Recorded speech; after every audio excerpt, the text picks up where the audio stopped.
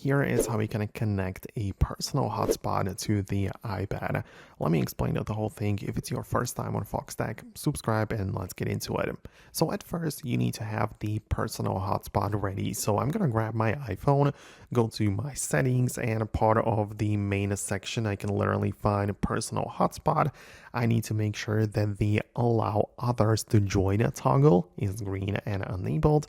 And below, I also have the Wi-Fi password. So that is something I need to keep in mind.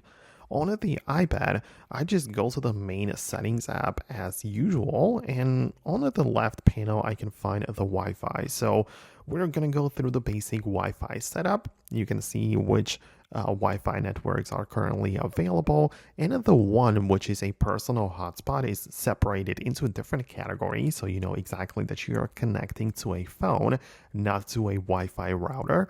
And it also shows the name of my device, so it tells me the Lucas 15 Pro. It's the device which is the one with the personal hotspot enabled, and you can tap on it and it will likely ask for the password as well, and the password is this one right here. So you get to change it on the main device on the iPhone, but if you're happy with it, you can just type that in onto the iPad and you will have the ability to connect and get the internet from the iPhone. It will also indicate it on the top of the iPhone that someone is connected to your mobile network, to your hotspot, so you always have the ability to disable it and disconnect it from the iPad.